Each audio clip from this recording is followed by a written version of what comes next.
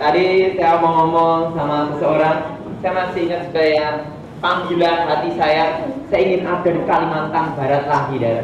Kenapa, saudara? Pada waktu di Kalimantan Barat saya masih ingat kejadian itu, saudara. Pada itu saya ada di Singkawang, terus ke Sangguliduk terus ke Sedani langsung ke Sinapit, saudara, Sejaluk Sinapit. Di sana itu ada namanya mangkok merah berjalan. Bila mangkok merah berjalan, mandau terbang, kepala putus. Dan di sana ada manusia bisa berjalan di cicak, plok gitu ya. Dan itu ada manusia yang bisa keluar apinya, ada kepalanya nih, Nah, pada waktu saya di sana, masih ingat kejadian itu.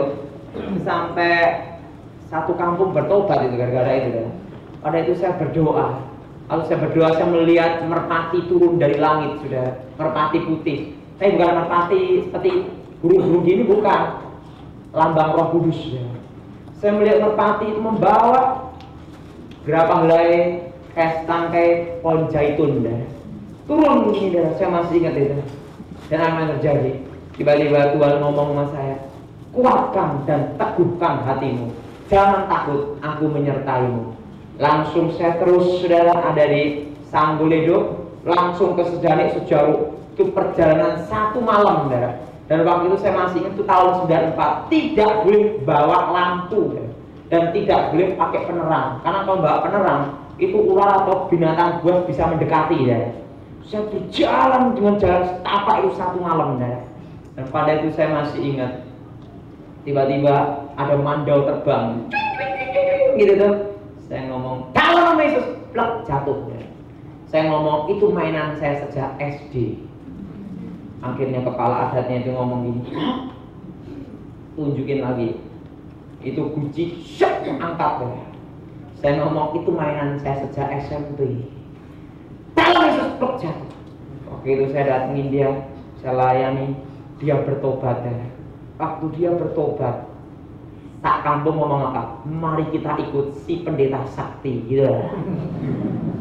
Akhirnya saya selama 2 bulan di Kalimantan, banyak yang bertobat, termasuk manusia yang berjalan seperti cicak, Saya dalam seblok jatuh, bertobat. Saya masih ingat satu hari itu ngelain pelepasan 7 sampai 8 atau 10 orang 2 bulan, sampai begini, Ya, itu cerita Kalimantan Barat. Tiba-tiba panggilan jiwa saya untuk ke sana itu teringat lagi, Saya ingin mengunjungi pedalaman lagi, Kenapa? Karena waktu di sana saya melihat Roh Kudus dengan lambang merpati putih membawa setangkai zaitun, saudara. Saya berharap akan ada di sana lagi. Amin. Nah, dan tepuk tangan sendiri semua juga ingat. Jadi saya beritahu gerakan zaman baru atau New Age itu, saudara, ya, sihir itu tahun-tahun ini sekarang digabungkan dengan agama. Jadi terjadilah sinkritisme agama dengan gerakan zaman baru okultisme. Jadi kalau kita pelajari saat ini banyak agama-agama yang tercampur. Bahkan ada juga agama Kristen, tapi Kristen yang belum bertobat, Ini yang sinkritisme, menggabungkan kebatinan, pengalaman pribadi di alam roh mistik kegelapan ini digabungkan dengan agama. Akhirnya menjadi penyesatan. Dari garis besarnya New Age, sihir itu adalah penyesatan yang berkedok agama. Jelas, saudara? Yang berkedok apa, saudara? Agama. Jadi digabungkan antara kebatinan, pengalaman pribadi seseorang di alam gaib dengan magic ini menjadi doktrin dan disatukan menjadi agama. Agama Kristen, Katolik, berbagai agama. Tapi ingat, kekristenan tidak bisa dicampur antara Tuhan dan setan. Repot, black on white. Sini setan, sini Tuhan. Bingung, saudara. Tidak bisa, saudara. Dari Tuhan, setan. Karena ada yang tanya, bagaimana Pak? Ada jin baik, ada yang jin jahat. Setan baik, setan jahat. Tidak ada setan itu kepala putih, semua setan hitam. Hanya kedok penipuannya aja seakan-akan baik. Ada jalan yang dikira lurus, tapi ujungnya adalah. Dari gerakan zaman baru itu muncul bangkit itu tahun 45 dan berkembang pesat tahun-tahun ini. Karena ingat, inilah akhir zaman. Dari saat ini gerakan zaman baru itu mengawinkan, menyatukan kebatinan dengan agama. Boleh tidak saudara? Tidak boleh. Ke Kristen, Yesus, tidak bisa. Ini Yesus, ini juga tenaga dalam. Yesus, satunya lagi juga seperti gini, ke kuburan gini, minta nomor togel, tidak bisa ya, tidak boleh. Jadi ada yang mau tanya masalah ini saudara? Kalau tidak ada yang tanya, kita teruskan masalah ilmu kedip-kedip. Moga-moga tidak ada. Gimana? Iya. Tadi Mas Tony cerita dari Kalimantan Barat ya. Kalau nggak salah saya pernah dengar kalau orang dibunuh tuh darahnya terus diminum atau jantungnya atau itu maksudnya apa? Kalau dari segi itu mistiknya. Segi mistik. Waktu tongtel itu diambil supaya roh, ingat itu bukan roh manusia, tapi roh setan yang menyamar. Tapi paham di sana supaya roh manusia itu ikut dia untuk membantu kekuatan menjadi Buddha. Itu disebut perewangan. Jadi namanya menyandra dalam roh. Tapi ingat itu bukan roh orang mati, roh setan. Kan diambil jantungnya, dimakan supaya dia tidak terbayang-bayang orang yang dibunuh. Nah, tukang santet kalau membunuh, mati ya, pusakaku kembali, langsung darah begini kan. Supaya apa? Tidak ada bayangan kematian orang yang dibunuh. Nah, kenapa Pak Tony bisa tahu? Oh, nenek dia tukang santet, mateni terus ya. Tapi untung sebelum saya bertobat tidak pernah nyangket bunuh orang, tapi hanya nyangketin ayam. Loh, itu dimakan jantungnya, betul ya? Bahkan hatinya dirogoh gini, dimakan ya. Nah, dan di Kalimantan Barat, kalau di Sanggolido, mangkok merah berjalan ya Pak ya, dibunuh di sana, di pedalaman, di hutan tidak ada hukum. Sopo mesti gugat. Oh, di hutan. Dan juga ada namanya adat misalnya kepala dipotong, diambil kepalanya dari ya, di kepalanya diambil gini ya, potong gini, nanti ada nenek moyangnya atau ini apa seperti ini, biasanya disebut kalau di kebatinan di tempatnya saya belum bertobat, namanya sejenis ilmu ini loh, kajiman sama ilmu kamuksan. Jadi misalnya ini ya, kepala diputus, ini roh ini dianggap roh orang mati ini supaya menjadi budak nenek moyang saya gitu ya. Kita perhatikan Injil Markus pasal 16 ayat 15 sampai dengan 20.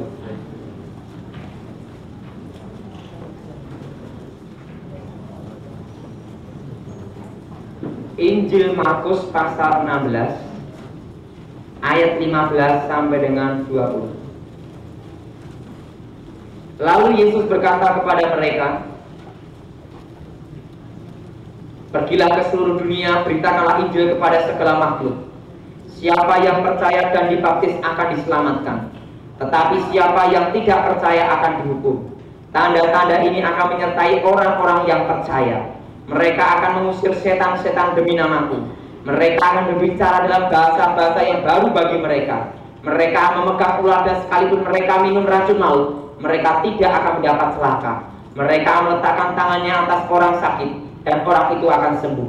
Sesudah Tuhan Yesus berbicara demikian kepada mereka, terangkatlah ia ke surga, lalu duduk di sebelah kanan Allah. Mereka pun pergilah memberitakan Injil ke segala penjuru, dan Tuhan itu bekerja dan meneguhkan firman itu dengan tanda-tanda yang menyertainya. Sudah kasih dalam Tuhan. Jadi kita semua orang percaya Tuhan Yesus sungguh-sungguh diberi kuasa untuk mengusir setan, menaklukkan kuasa si jahat. Bukan hanya satu pendeta, ingat ya. Semua orang ya. Anak sekolah minggu bisa enggak? Bisa. Saudara harusnya lebih bisa. Karena apa? Pikiran saudara ngotok Alkitab. Nah, sekarang saudara, apa itu pelet dan apa bedanya dengan santet? Kadang tuh orang kena pelet ngomong itu disantet orang, Pak. Keliru ya. Santet tujuannya adalah untuk menghancurkan seseorang, untuk membunuh seseorang. Tetapi pelet adalah untuk menarik lawan jenis. Nah, saya ini kan saya beritahu tahap demi tahap tentang ilmu pelet. Ada yang dengan mantra dan dengan susuk. Tapi saya ini tak bahas masalah susuk dulu. Ada susuk emas, susuk berlian, susuk samber lilin, terusan susuk baja. Nah, tapi saat ini saya khusus membahas susuk pengasihan, itu untuk menarik lawan jenis. Karena ada juga namanya susuk kekuatan. Susuk samber lilin itu biasanya dimasukkan bagian sini, ya. Sini. Orang kalau pasang susuk samber lilin dari jauh akan kelihatan mencorong bersinar. Sininya adalah. Tapi ingat, bukan bersinar karena botak lain dah. Itu lain lagi. Ini bersinar, kilat. Kelihatan cakep. Kalau jauh seperti Febiola. Tapi begitu dekat, lu kok gini. Kalau dekat, lu kok kaya ngono. Biasa aja. Itu cirinya orang pasang susuk pakai samber lilin. Dan matanya kalau orang pasang susuk, kalau sambil dikasih bagian sini, gimana? Gitu lah. Lo kenapa bisa gitu? Aku dulu juga gitu. Dulu sebelum bertobat. Sini. Nah, kalau ngomong, kalau yang disusuk sambil lilin bagian sini, itu ngomong gini. Tapi ingat, harus dibedakan orang yang pasang susuk ini dengan orang yang sakit mata gini-gini. Wah, dia gini-gini sakit mata dia, Pak, repot saudara. Nah, kelihatan. Saya pernah tuh saudara ya melayani tante Giran pelepasan. Suatu kali dia gini, Pak Daud, lihat nih Pak, saya ini kelihatan cantik. Saya kan sejak kecil waktu belum bertobat tahu ilmu pelet, susuk itu, susuk sambil lilin, dia gini. Dia gini saya, dan saya ngeliatin dia ngapain dia orang bego. Tak lihat tuh, saya ini cantik, dia gini dah. Wah, dalam hati Tuhan. Iman si iman, tapi ini Delila. Saya waktu itu Bu, susuk ibu harus dilepas. Bagaimana saya lepas Pak? Nanti tidak laku bagaimana? Waduh, kalau model kayak gini lebih baik kabur aja. Kalau ibu tidak bertobat, saya tak bilang dulu. Kenapa? Jangan mendatangi cobaan, saudara. Kenapa? Nah, kan ini jenis model kayak gini nih, itu bahaya. Orang yang pasang susuk bagian sini itu biasanya ada pantangan. Pertama, susuk ini ya sambil lilin, sepet, tahu sepet kelapa? Sabut ya. Kalau saya dulu waktu di nenekku namanya sepet. Tapi terus terang dah ya, aku ini berusaha untuk belajar tata bahasa Indonesia yang benar. Kenapa ya? Saya terus terang aja ya, di tempatnya kakek nenek saya itu nggak pernah diajari tata bahasa Indonesia yang benar. Kalau di Kristen saya diajar tentang tumpang tangan, benar. Kalau di tempatnya nenek saya itu disebut umyak ngejer, nggak bingung. Jadi kalau saya tuh kadang keceplosan, orang tuh kadang kok pendeta kok ngomong tumpang tangan umyak. Terus terang saya itu bukan pendeta, hanya penginjil aja. Kenapa? Jadi pendeta itu abot, saudara. Bayangin, terlalu berat. Bagaimana? Kalau jadi penginjil, habis khotbah makan, betul ya? Kalau pendeta habis khotbah, dia harus pegang kepala. Sewaktu-waktu jemaatnya ngomong, aku tersinggung dengan Bapak, repot, saudara. Jadi pada waktu orang bertapa, itu akan memberikan namanya sandinya, roh itu. Nah, mantranya ini. Dan mantra itu tidak bisa diterjemahkan. Misalnya mantranya itu pakai bahasa Jawa kuno karena ingin lebih ngetren, diganti pakai bahasa Inggris, sandinya bubar. Jadi mantra adalah paten, tidak bisa dikurangi, tidak bisa ditambah.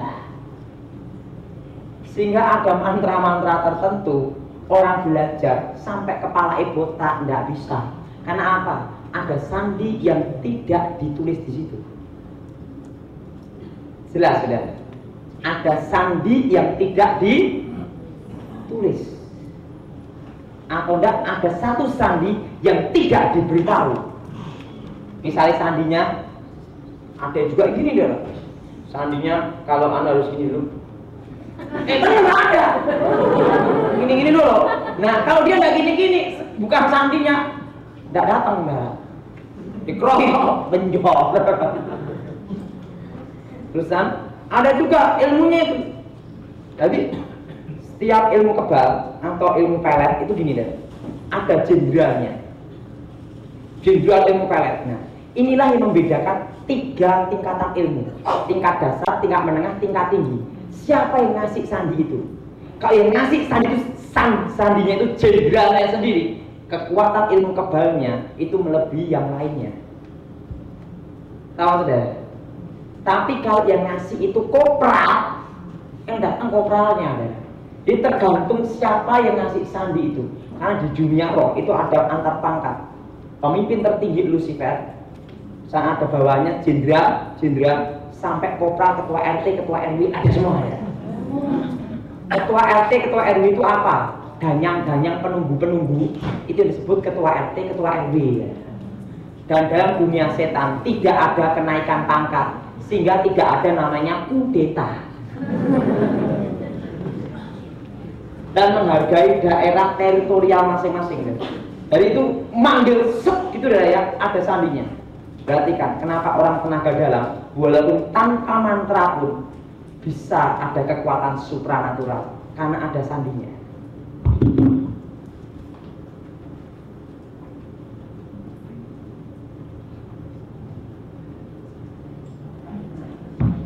Sandi masuk darah. Sandi bukan hanya kata-kata, bisa gerak. Kenapa kok bisa tahu Pak Daud? Pengaku diri ngalami ya. Waktu sebelum saya bertobat, kakek saya mengajar ini ya. Di dalam diri manusia ada kekuatan, dan itu ada sejak lahir, dan itu ada di pusar sini. Sedulur papat limo panjer, kakang kawah adi ari-ari, dan ada di tulang ekor ini.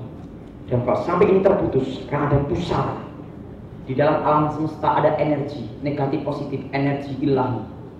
Dan bila kau menyatu dengan alam itu, disitulah kekuatanmu akan timbul. Dan kekuatan itu akan timbul pada waktu kau menyatu dengan alam, mati rasa dan mati raga. Dan kekuatan mengalir seperti aliran listrik. Dan kekuatan itu menyatu dalam dirimu. Dan disitulah kekuatan pukulan jarak jauh, yaitu pukulan pamungkas, akan terlaksana. Apapun kamu pukul akan hancur. Dan saya dulu sebelum bertobat, kekuatan saya sampai mendita saya keluar cahaya di sini. Saya dulu keluar cahaya di sini, titik kecil di sini. Itu namanya titik kelima ilmu tertinggi. Sekarang udah ada titik-titiknya. Dulu kecil di sini deh. Dan itu tanpa mantra. Sama kakek saya ngomong. Dan di dalam bumi ini ada kekuatan, yaitu kekuatan positif dan negatif. Kalau pada itu kau menyatu dengan bumi, menyatu dengan alam, menyatu dengan unsur alam semesta, maka kekuatan akan menyatu dan dalam dirimu timbul kekuatan itu di bagian pusara ini. Pusara ini, kalau dalam bahasa Jawa udel atau bodong. Ya benar ya. Tapi memang gitu ya bahasa aku. Jadi saudara jangan tersinggung. Nah, ini di bagian sini. Dan pada waktu itu terputus bagian sini. Pusar kan gini, dan kekuatan mengalir, dan disitulah engkau akan menemukan dirimu sendiri, sedulur papat limo panjer, gitu. Dan bukan hanya itu juga, engkau akan memiliki kekuatan, dan itu membentuk kekuatan cakra, dan cakra itu disebut koloto cokro, cokro yudo. Loh kok apal Pak Tony? Wong aku dhewe sing praktek. Setelah itu ada gerakan khusus sandi-sandinya gini deh. Tapi ini nggak semua sandi deh. Ada juga gini.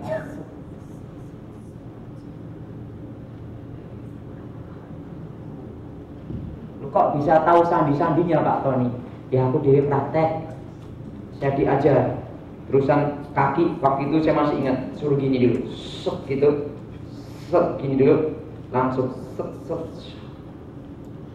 Baru kekuatan yang terkumpul bagian sini, mengalir dari sini. Apapun yang kamu tendang jarak jauh hancur. Nah, pada waktu diajar kakek nenek saya sejak usia 9 tahun sama guru-guru saya tuh jadi murid itu paling bingung loh saudara, bayangin. Nenek saya ngajar Tony, kalau kamu bunuh orang, itu ilmumu hebat dan kamu betul-betul murid kecil gitu lah. Tapi kalau kakekku ngajar, Ton, jangan membunuh, itu dosa. Bingung enggak ada?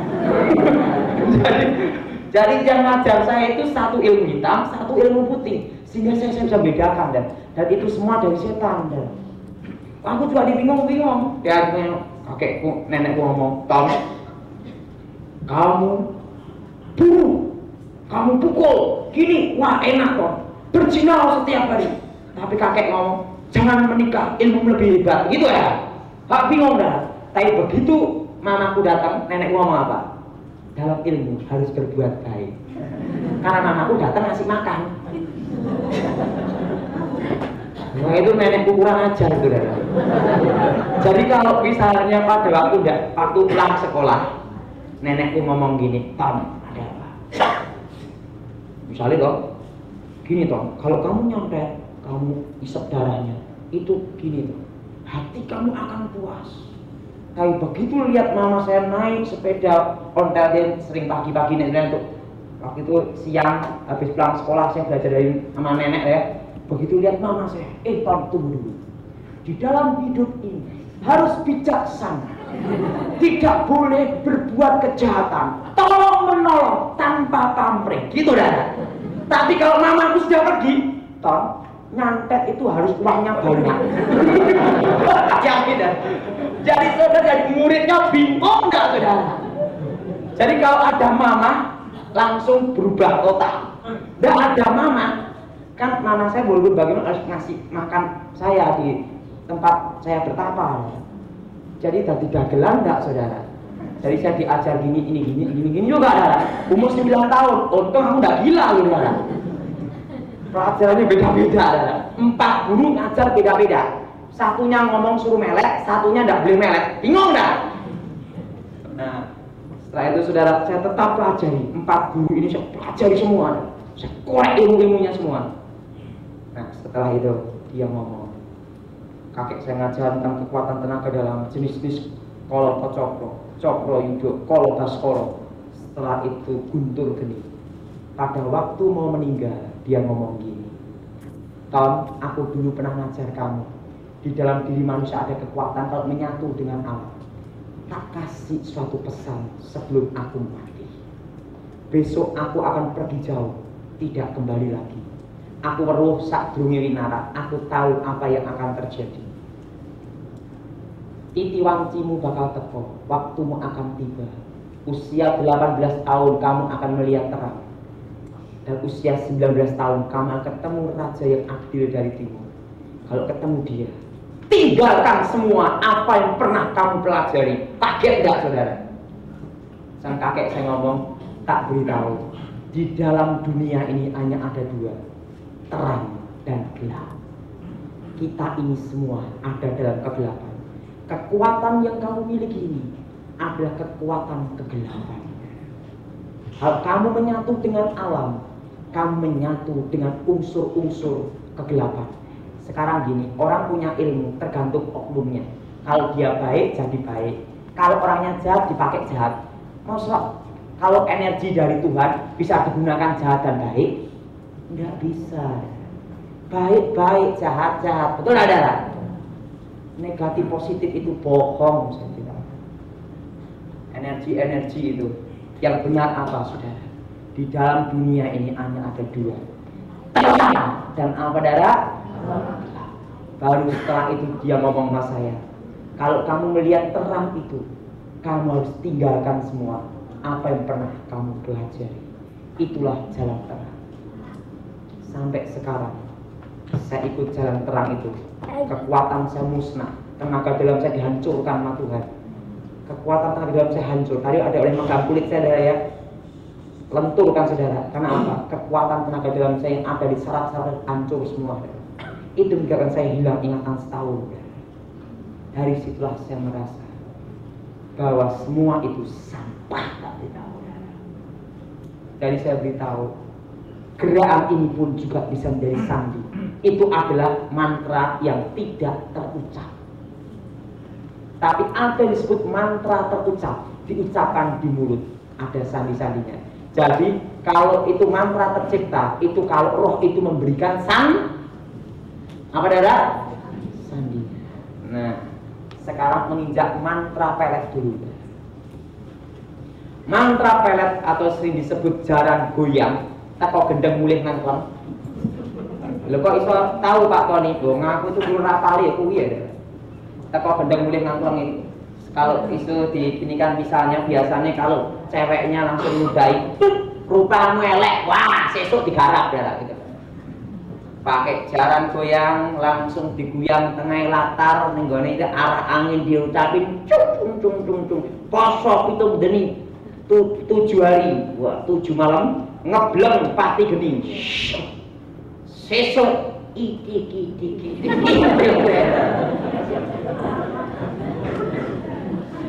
Loh, benar. Kalau nggak ketemu orang yang pakai mantra itu, bisa gila. Kok bisa tahu Pak Tony? Ya aku dulu belum bertobat, tukang kirimnya. Tapi aku nggak mau ya menggunakan ilmu untuk gitu-gitu. Karena apa? Saya dikasih titik kelemahan ilmu itu. Kelemahannya tidak boleh menikah, jatuh cinta tidak boleh, ngintip perempuan tidak boleh. Dan untuk membunuh saya sebelum saya bertobat harus dikumpulkan 3 galeh ya. Galeh asem, galeh jati, galeh kelor. Hatinya pohon jati, hatinya pohon kelor, hatinya pohon asem. Itu yang bisa mengalahkan saya. Kalau ketiga ini dikumpulkan, saya baru kalah. Kalau ketiga ini dan ketiga ini pun dipukul dengan tanda apa? Dipukul ke tanah dulu, baru dipukulkan ke saya, baru saya bisa dilumpuhkan. Itu dulu. Sekarang ilmunya udah hilang semua, nggak takut sama galeh asem jati kelor. Dulu kalau 3 itu dikumpul, segitu saya nggak berani megang. Karena begitu megang, kekuatan itu akan langsung gitu. Nah, jadi saya itu kelemahannya itu ada di hati pohon asem, hati pohon jati, dan hati pohon. Dan itu hanya ada pohonnya itu pohon yang besar dan pohon yang ratusan tahun saja. Nah, tapi buktinya tanpa 3 galeh pun kalahnya sama haleluya. Nggak usah kumpulin 3 galeh cari sampai capek-capek, bener. Jadi saudara, itu mantra jalan goyang kalau diucapkan orangnya itu akan dalam keadaan ngangkleng. Nah, kalau saudara hamba Tuhan itu biasanya orang yang kena itu akan seperti orang gila. Bagaimana mau doain mau edan? Disitulah saudara berperang pada itu tengah malam waktu dikirim itu, saudara. Ngerti kan saudara? Waktu dikirim tengah malam itu, saudara, di dalam itu segala kuasa tempat. Jadi hamba Tuhannya harus punya kerinduan hati untuk berperang. Karena pengirimannya tepat jam 12 malam. Nah kalau hati hamba Tuhan ini tidak ada beban, tidak tidur ambilas, saudara. Ngerti, saudara? Ngerti, saudara? Itu mantra jaran goyang. Itu kalau begitu kena dalam 7 hari orang tersebut akan linglung atau gila. Kalau sudah terlanjur gila, itu dikirim terus sampai orang tersebut mati, saudara. Untuk menyelamatkan orang tersebut, saudara harus punya hati. Kalau saudara adalah jemaat Tuhan, harus merelakan waktu saudara tengah malam untuk berperang pada waktu dikirim itu.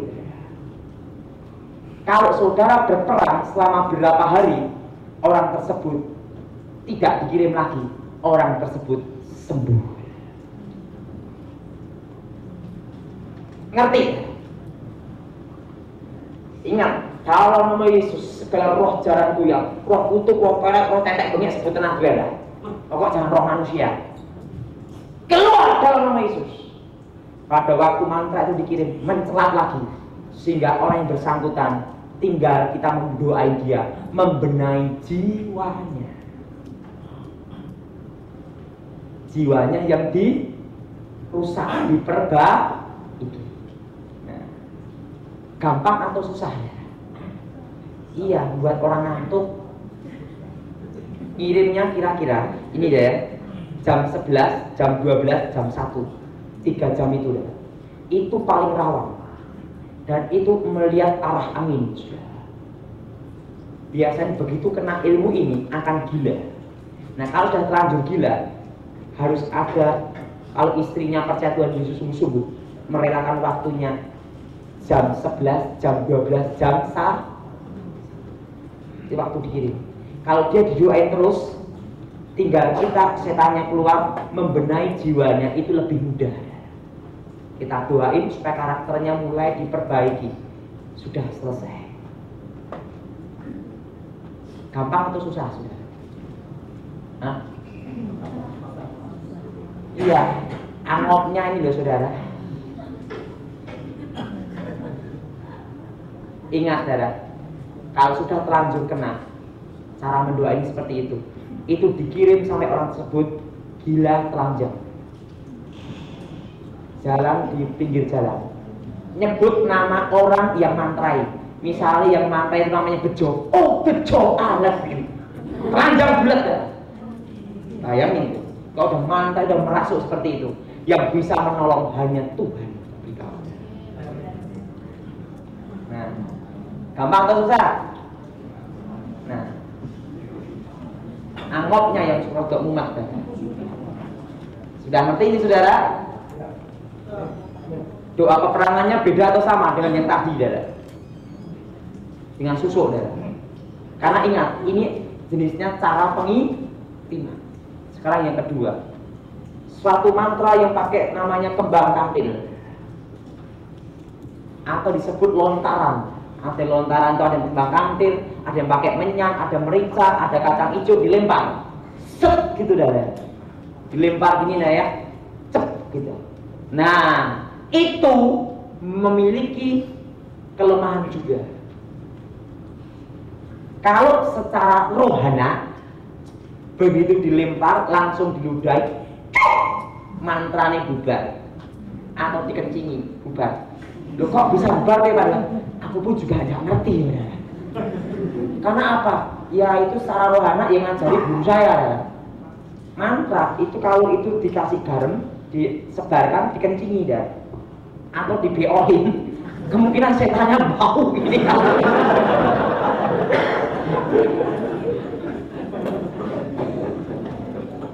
itu secara roh, bukan secara rohani. Loh kok rohana kok perlu diberitahu? Karena banyak orang umum akan tanya ke sini ya. Tapi ingat, tidak semua orang berjaga-jaga. Kalau tiba-tiba dilempar gini, cepluk, dikira itu nyamuk yang sar sini, ya diem aja, kintil besok gini, gitu. Tapi orang Kristen tidak mempan digitukan. Amin. Tidak bisa dimantrai. Dilempar gini, set, langsung itu kena. Akan kehilangan kesadaran sejenak. Biasanya orang tersebut akan linglung sejenak gini deh. Dan seketika jiwanya dikuasai setan. Nah, kalau secara rohani ngalami kayak itu, ditampar mulutnya, wah, bengok, sadar baru Anda. Tapi ini udah mentung dulu bencol. Ini secara roh. Kalau secara rohani gampang. Begitu kena, selep gitu dah ya. Dalam Yesus bubar semua. Tapi kalau itu orang teman kita yang kena, cara melepasinya, kita doain di dalam nama Yesus. hai jiwaku. Ingat, Alkitab berkata, hai jiwaku, tenanglah. Saudara, hai orang yang kena magic itu, jiwanya dibuat bingung, tidak tenang. Saudara. Di dalam Yesus, hai jiwaku, tenanglah. Segala ikatan kegelapan kami usir keluar di dalam nama Yesus. Ingat, jiwanya suruh saudara dengan otoritas kuasa Roh Kudus. Hai jiwamu, tenanglah di dalam nama Yesus. Damai Allah melingkupi hati. Karena apa? Pada itu kuasa Allah turun, jiwa ini akan tenang. Roh Kudus bekerja, hati nurani yang terketuk, dia lepas. Tapi jenis ini itu ilmu tingkat rendah. Kira-kira 3 hari, tidak usah utik-utik, udah orangnya sembuh sendiri dah. Kalau itu secara rohana, tetapi kejiwaan orang tersebut akan berubah total apa? Akan menjadi jahat karena setan yang sudah terlanjur masuk merusak karakternya. Tahu ya? Kalau sudah kita layani dalam Yesus, jiwanya tenang itu lepas, setan tidak sempat untuk merusak karakternya. Ini hanya kira-kira berlaku 3-7 hari toh. Dan orang dalam keadaan hanya nyebut nama toh. Ini namanya apa nih? Tukijo.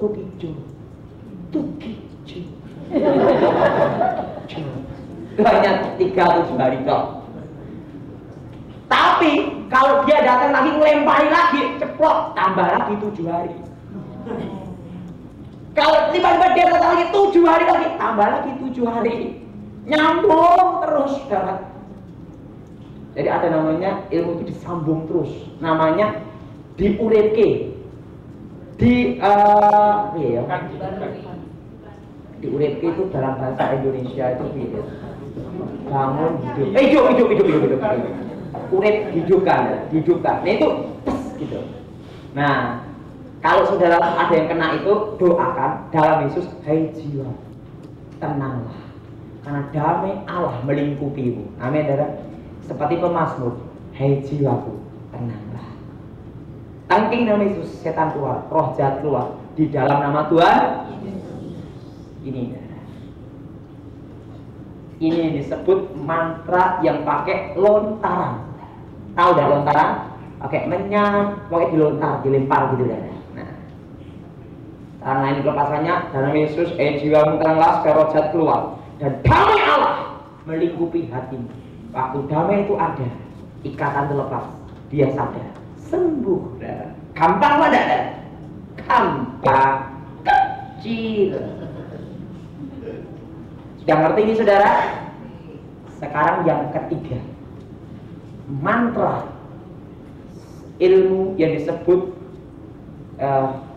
ini namanya apa tuh ya? Semar mesem.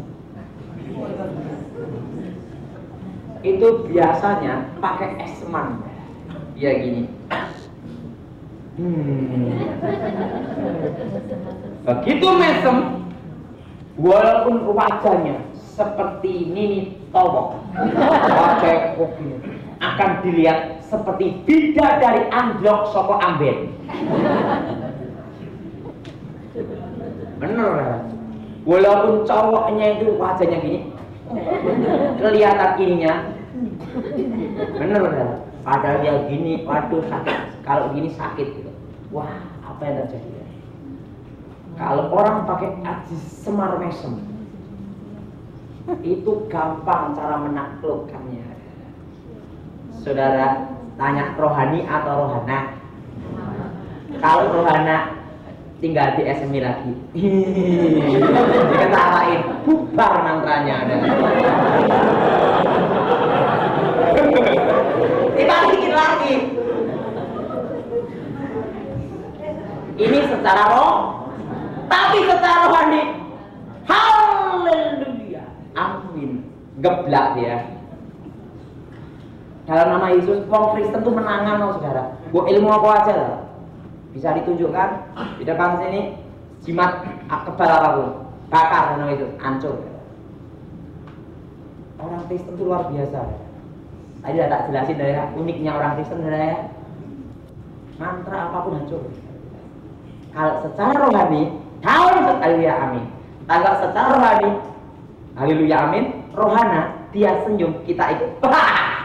Bubar dia.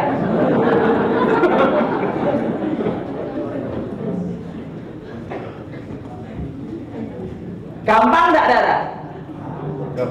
Ini tak teruskan dulu, nanti dulu tanya. Ini yang disebut semar mesem, ilmu pakai senyuman. Nah, kalau ada lagi mantra yang pakai kedipan, benar kan? Mantra begini kan? Sekali kedip gini, cep gitu dah. Kalau yang bersangkutan dia gini, tunduk gini, langsung kena. Ini secara rohana. Kalau secara rohana, caranya pada waktu dikedipin gini, ngapain kamu? Ubah mantranya.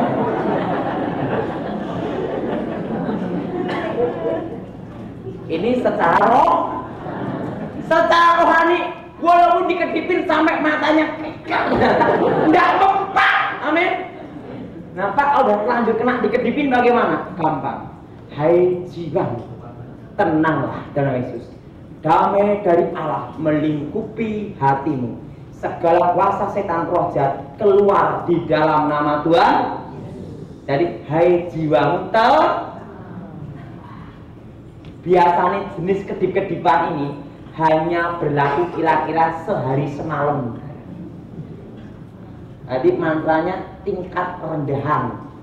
Ngerti ini, Dara? Tingkat rendah. Nah, sekarang yang tingkat wahid, tingkat tinggi, tapi kalahnya sama haleluya, itu gini, Dara. Ini ilmunya nenek saya, kejik ya. Maaf ya. Rambut kemaluan dari orang yang dituju diambil. Wah, ini angkanya ini agak jorok ya. Diambil. Terusan tempat pasiennya juga diambil juga. Kalau yang minta, yang nyari dukunin dia ambil. Setelah itu dijadikan satu, dimantrai, kasih air, setelah itu dibakar, langsung itu dikasih mori putih, bakaran ini diminum kepada orang yang ingin melakukan itu, yaitu untuk mengincar orang tersebut. Ya, pasien ini suruh minum, ini ada tingkat wahid, itu bisa sampai kena 20 tahun. Saya beritahu, dan jenis mantra ini yang bisa mengalahkan hanya Yesus. Kenapa, Dara? Kalau sudah kena mantra ini, dukun kali berapapun tidak bisa melepas. Karena itu jenis ilmu mantra tertinggi. Jenenge apa? Lupa saya, Dara. Saya karena sudah banyak saking banyaknya itu jadi sampai lupa. Itu begitu dibakar, kan ada yang pakai pakaian, pakai bahkan kata kutang gitu dah ya, pakai itu hanya kira-kira bisa bertahan 5-10 tahun, disambung terus setiap 40 hari dah. Tapi kalau yang sudah kena jenis ini dah, ilmu mantra sampai rambut dari itu dah ya, dijadikan satu, ke air dimantrai. Dan biasanya pakai darah ayam cemani hitam polos. Jadi ada ayam itu matanya hitam, lidahnya hitam semua. Dijadikan satu, dimantrai dengan darah itu. 20 tahun. Walaupun dukun tingkat ilmu apapun tidak bisa melepas. Beritahu. Kecuali Yesus sendiri. Nah, cara melepaskan bagaimana? Ini ada namanya pelayanan khusus. Nah, itu cirinya orang yang bersangkutan sampai lupa anak istri. Dan kalau ngomong ngalor ngidul tuh piye ya? Nggak karuan tuh, kacau. Gitu, sampai kacau. Kalau di rumah itu nggak iso tenang. Inginnya ada di perempuan itu. Kalau di perempuan itu sudah ada, ingin ada di rumah. Jadi bingung sendiri ya. Kalau di rumah ingin di sana, ku mau di sana, ku mau di sini. Itulah. Itu jenisnya. Itu jenis mantra itu ya. Dan itu mantra itu ya. Cara melepaskannya hanya Tuhan saja yang bisa. Kenapa saya bisa ngomong demikian? Mantranya itu ucapannya jorok semua. Jorok semua ucapannya mantra itu. Itu. Waduh, bicara tentang kemaluan apa gitu lah. Sampai wow, itu ngajar nenekku tuh. Tidak karuan aku nenekku. Nanti mantrai. Setelah itu orangnya langsung itu dan diikat ya. Jadi sampai jiwa orang tersebut diikat itu sampai apa? Jiwa dan tubuhnya. Seperti laki-laki dan perempuan, pasien dan orang yang dituju diikat seperti suami istri ya. Jiwanya ya. Bayangin. Dan itu cara melayaninya. Kalau saudara punya suami kena ini ya. Cara mengalahkannya jenis ini harus doa puasa. Saya beritahu jenis ini harus doa puasa. Kalau yang lain-lain tidak usah poso, tidak apa-apa. Tapi jenis ini harus doa dan puasa. Panggil jiwanya, hati nuraninya, roh manusia di jamah Tuhan ya. Itu setiap pagi, siang, malam bergumul, berperang ya. Karena apa? Untuk memutuskan ikatan batin yang dilakukan setan ini ya. Jadi jiwanya diikat secara batin ya. Bayangin ya. Pak, di Jakarta ada enggak jenis mantra itu? Karena yang di Jakarta kebanyakan dukun tukang bohong. Dukunnya dukun reformasi. Yang disebut dukun sungguhan itu tidak mau ada di koran, tak ditahu. Tidak ada yang mau ada di TV, tidak mau banyak cincong. Kekuatan pusat ilmu kegelapan yang ada di seluruh Indonesia itu ada di mana? Di Jawa Tengah, tepatnya di 2 kota kecil. Satunya kota gede dan kota kecil, yaitu apa? Jogja, Solo. Orang yang hebat, orang Madura apapun pasti mengakui Jawa Tengah. Kenapa? Sebabnya jenderal setan itu ada di pantai Laut Selatan yang namanya Kanjeng Ratu Kidul. Perempuannya wajah cantik, baju hijau-hijau. Pak Tony kok bisa tahu? Ya aku pernah kumpul DE. Dulu sebelum bertobat, saya kenal sama dia baik darah. Jadi sebelum saya bertobat, aku kenal dia baik darah. Nah setelah bertobat, musuh dia yang paling baik juga. Jadi kami bermusuhan sekarang. Kalau dulu hopeng darah. Wah diajar ini, itu hijau-hijau, jelas, itu muncul di laut dah. Nah itu kerajaannya ada di bawah laut.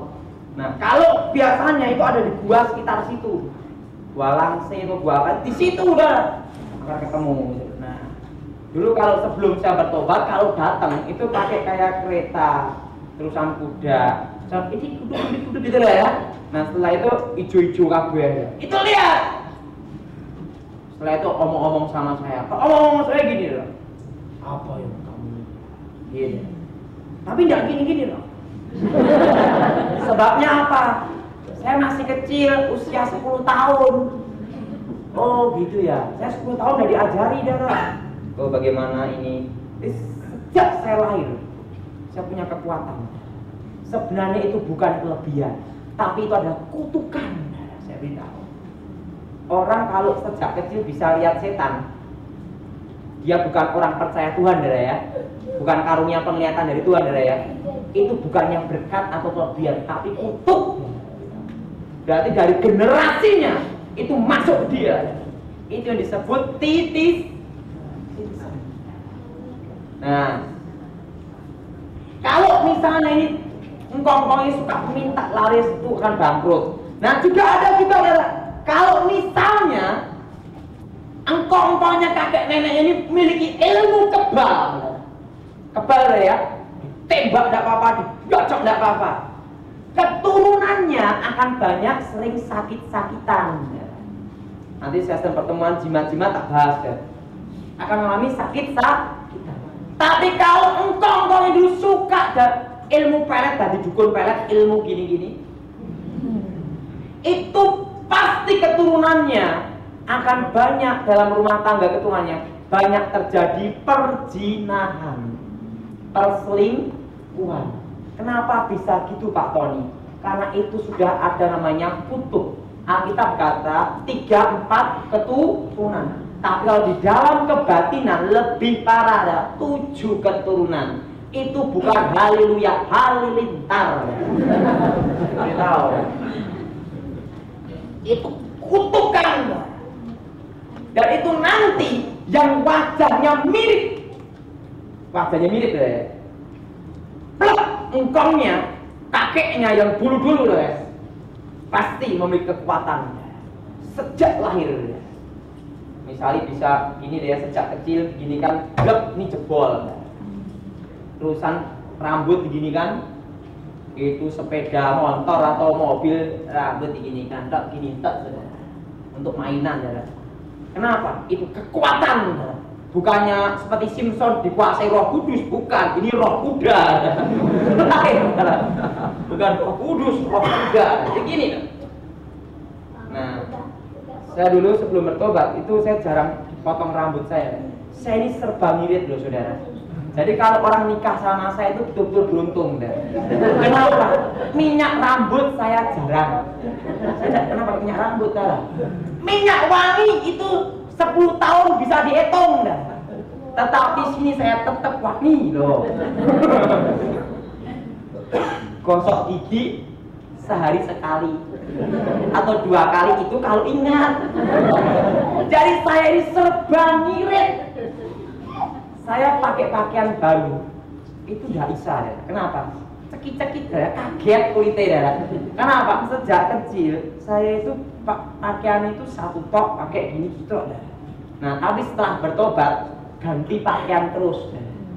Nah, tapi udah mendingan lah. Tapi saya terus terang ya, biasanya gini ya. Kalau beli pakaian baru itu dikasihkan kakakku dulu. Kakakku diturunkan ke saya. Saya kalau beli pakaian tuh gitu dah. Jadi pakaian tuh nggak pernah baru dah. Loh kenapa gitu? Apakah itu kutukan? Bukan, kebiasaan. Tidak ada kutukan. Tidak tawadus, tidak pernah mandi itu nggak ada. Itu ilmu. Tapi terus terang saya udah mandi loh Pak ya. Dulu terus terang ya, saya tuh kuat nggak mandi sebulan kuat. Wah itu kalau misalnya sebenarnya ya, kalau dulu sebelum bertobat, itu kalau pasien datang, kalau dalam kekristenan kan ada namanya ditumpang tangan. Kalau dulu sebelum bertobat tidak nyebut namanya tumpang tangan, umyak majen. Saya misalnya ada pasien dulu, apa? Minta, wah, dia yang mau.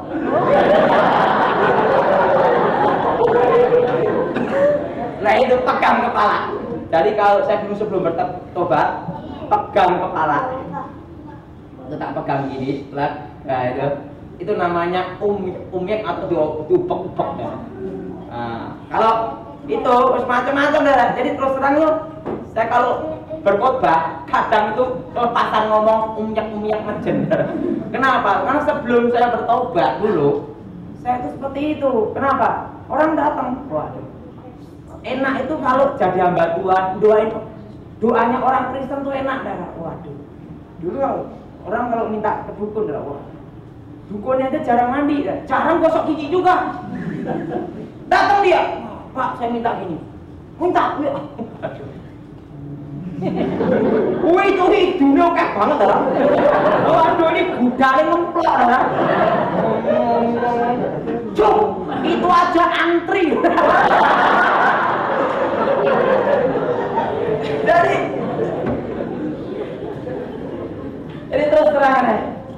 lihat itu ada yang ketawa gitu ya. Saya lihat itu ketawa dah. Nah, saya kalau ada orang tumpang tangan mau tak umyak itu dah. Sampai saya bertobat pun saya tetap gitu dah. Kamu tak doa itu ya, tak umyak kamu. Gitu. Tapi tidak keluar cu gitu dah. Kalau dulu mesti keluar khasiat nomor 1 dah. Tapi terus terang repotnya dukunnya habis makan pete, itunya komplit cua, jengkolnya amblak dah. Nah, dari itu titisan ya, generasi ya, dari keturunan itu saudara yang wajahnya mirip mesti akan kena kutukan itu memiliki kekuatan supranatural. Yang ini sering disebut orang namanya bakat. Padahal itu bukan bakat dari Tuhan, tapi kekuatan setan yang masuk sejak dalam kandungan. Jelas saudara? Biasanya orang yang memiliki kemampuan kekuatan supranatural sejak lahir itu adalah para atau calon para dukun dan suhu. Dan orang yang memiliki kekuatan melebihi kekuatan orang yang belajar ilmu. Ada orang yang belajar ilmu, tapi ada juga karena keturunan. Biasanya kalau karena keturunan itu lebih hebat. Kenapa? Roh yang ada dalam secara itu akan menuntun dia untuk mempelajari ilmu-ilmu kegelapan dari generasi sebelumnya. Akan belajar bahkan tanpa dia belajar. Misalnya bisa gini dah. Saya sejak kecil itu bisa mainan ini dah ya. Jadi kalau saya gini itu tangan saya bisa kayak keluar kayak aliran listrik itu dah. Brum. Sejak kecil itu mainan saya. Karena diginikan, diginikan, itu terasa tangan ini deh. Nah, itu sejak kecil deh. Nah, itu saya katakan bukan berkah, tapi adalah kutuk. Nah, kutukan itu akan berlaku. Saya rasa ini sudah 1 jam nih Pak ya. 1 jam kita akan teruskan untuk masalah belum. Jadi generasi sesudah atau sebelumnya itu akan kena kutukan kebangkrutan, kutuk pergi. Saya mau tanya sama saudara semua, apa ada di antara saudara yang generasinya sering banyak mengalami perjinahan? 1 generasi perjinahan, generasi kedua perjinahan. Pernah ada yang mengalami tidak saudara? Tetangganya ada tidak saudara? Banyak. Terus terang deh ya, saya ngalami. Kenapa saya bisa cerita demikian? Gini, saya punya eyang buyut namanya Kek Iro. Terus ada anak-anaknya, saudara ya. Itu sudah dari kakek nenek, sana ada lagi. Itu punya anak Rasiem. Terusan satunya Romo, satunya Sabruk ya, 3 ini ya. Saya tidak panjang lebar ya, jelaskan. Pada suatu malam, guru itu gini, mimpi bahwa ada suatu kunir, yaitu emas, dalam suatu tumbuh-tumbuhan yaitu papringan bambu. Itu ada kunirnya yaitu emas. Saya itu kunir itu diambil oleh salah satu dari ketiga ini.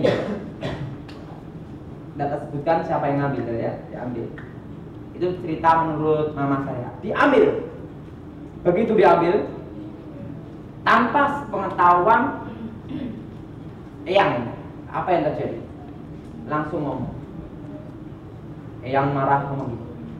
Sak turun-temurunmu.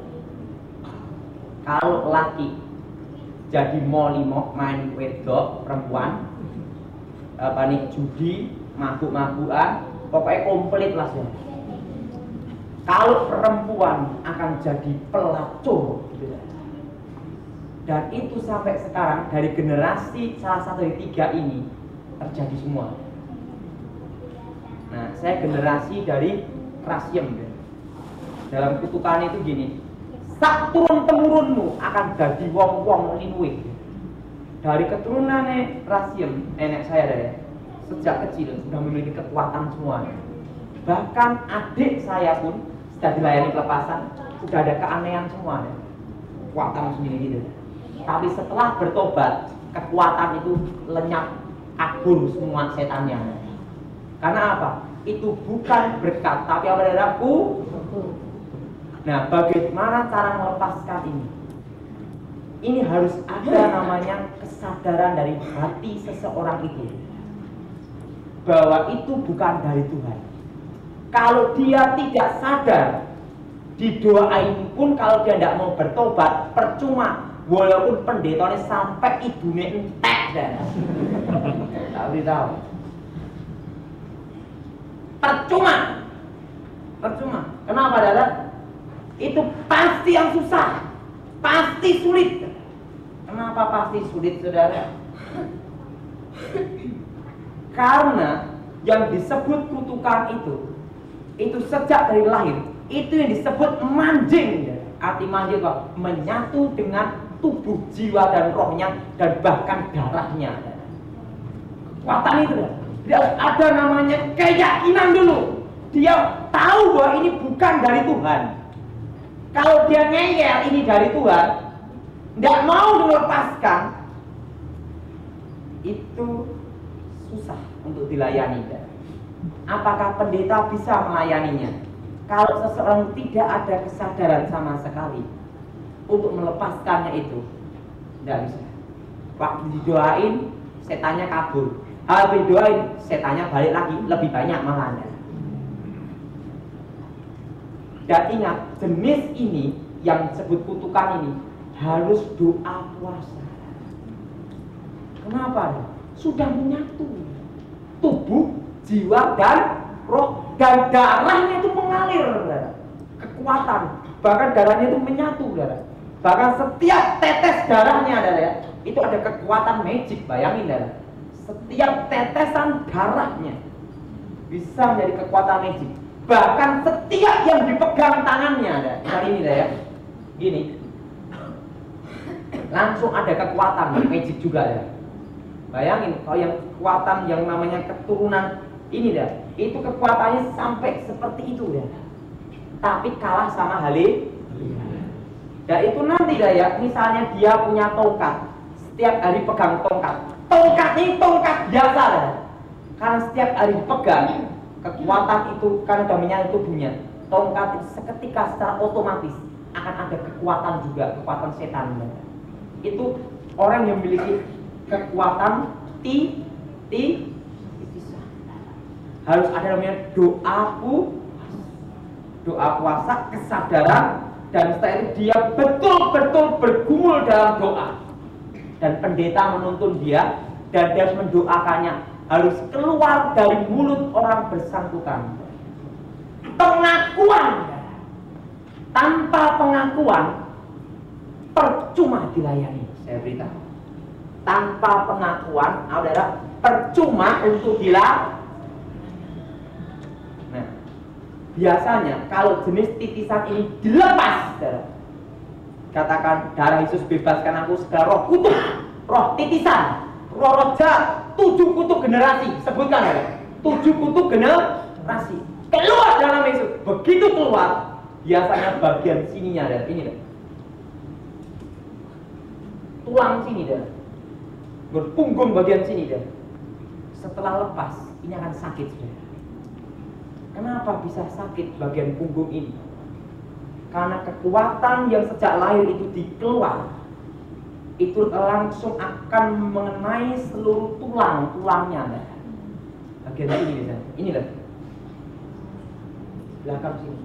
Loh, kenapa saya bisa ngomong demikian? Wong aku ngalami dewe. Sini saya kadang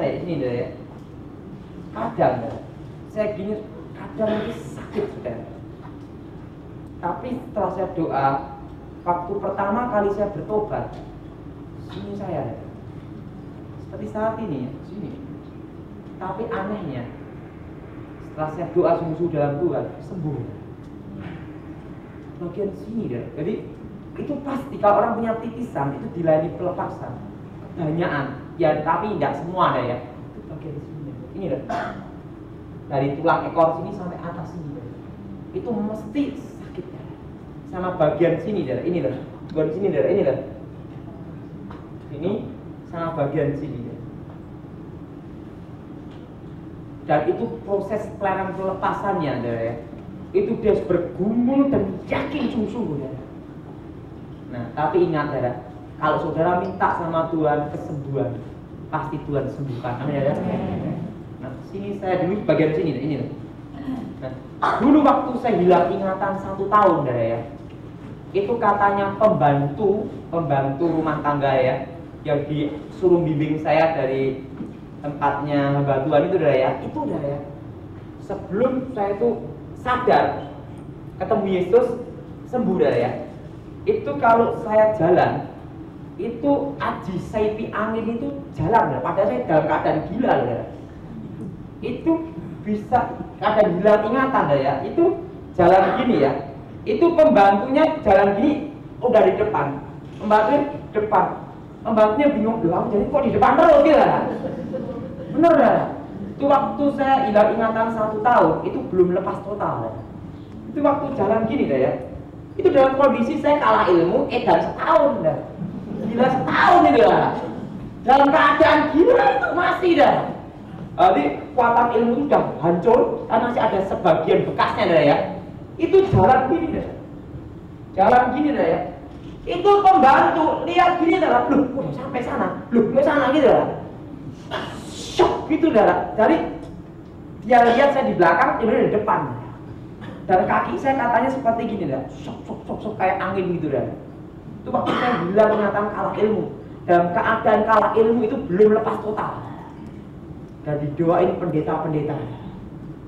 Akhirnya saya ketemu Yesus sendiri. Dan yang melepaskan saya Yesus sendiri. Sekarang gak bisa jalan seperti angin lagi, tapi seperti anggun mempesona saja. Loh, kaki ini saya dulu ya, jalannya itu gak gini nih, dia dulu jalan gak gini. Jalan saya itu sampai seperti gak menyentuh tanah kayak gini. Sesep gini dah. Itu pembantu tuh lihat ya. Jadi pembantu tuh hamba Tuhan juga ini dah. Kok sampai sana ya? Jadi ditangking, diem, nggak ditangking, 16. Wah, untung pembantu ini dampingi saya tuh orang Kristen dah. Dia juga bingung, lu sampai situ, tangking, lemas, nggak ditangking. Saya waktu hilang ingatan setahun, itu kena matahari, nggak kuat dah. Begitu kena matahari mata saya, langsung gini, badan saya lemes dah. Setelah itu saya ketemu Yesus sendiri, sembuh, lepas. Saya itu kan tanya sama pendeta, Pak, saya ini perlu dibaptis enggak, Pak? Kamu udah dibaptis? Loh, kapan dibaptisnya? Waktu kamu gila setahun itu kami baptis.